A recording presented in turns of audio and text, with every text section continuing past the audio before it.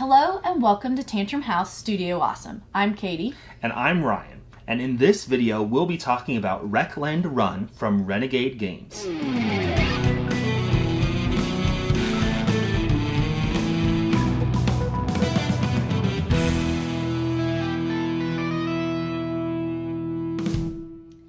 Renegade Games has been kind enough to sponsor this video and send us a prototype so that we can show you an overview of the game as it comes to Kickstarter.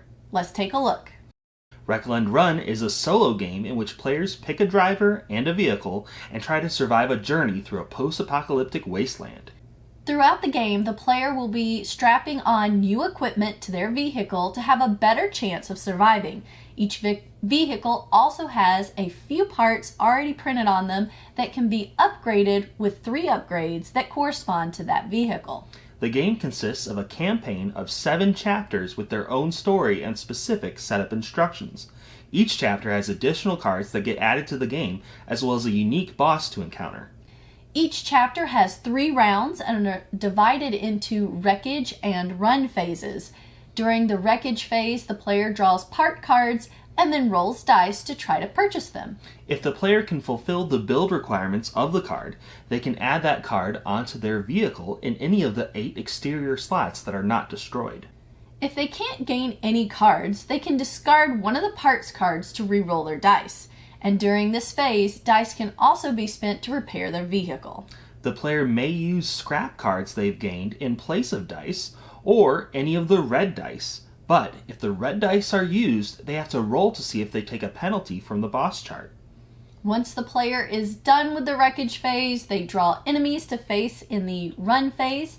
The player will roll all of their dice and then alternate between placing a red die and placing up to 3 white dice and re-rolling the remaining dice. When placing a red die, the player will either place it on an open enemy dice slot to activate all enemies of that number, or roll it on the boss chart to take a penalty. Then the player can spend white dice that are at least the value of a card to activate that card and attack, or get a special effect. They can also place on their vehicle's core to deal ramming damage, or if they place 1s or 2s there, they can do some dice manipulation, like re-rolling, raising or lowering a die by 1, or saving a die for later. The player can also spend scrap cards to activate unblocked dice slots, and if they destroy an enemy by dealing damage exactly equal to the strength, they gain an additional scrap card to use. The enemy will be circling their vehicle and dealing damage to them the whole time, and if their parts take enough damage, they are destroyed. If an enemy deals damage to an open slot or one that has a destroyed card, the damage is dealt directly to the vehicle's core and may result in the whole car blowing up. The player keeps going back and forth and re-rolling remaining dice, placing a red and placing some whites until the last red and any remaining whites are placed. If there are more than 2 enemies remaining, the player has to pick up all of the dice and re-roll to start the process again. After the run phase is over, the round ends and the player starts a new round of Wreckage and Run phases, until in the 3rd run phase, the boss joins the fray. The boss has a special ability, bonus health, and may not be hurt while he is in the same sector as any other enemy. But if the player can outlast the boss and destroy him, they win and can go on to open the next chapter of the campaign. Cards that are added to the parts and enemy decks stay in those decks from chapter to chapter and will continually increase the difficulty that the players are facing. Yeah, when you're playing the game, rolling high-value dice is helpful because it lets you activate the different parts cards.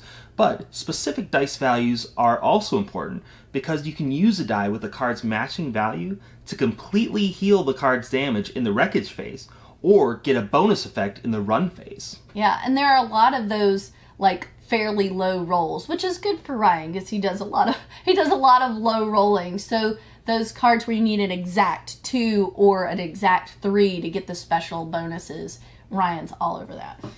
Special abilities will be key to your survival when you play this. Some let you repair your parts or deal bonus damage. Being able to do that bonus damage is helpful because some of the enemies have armor and the weaker attacks can't affect them at all.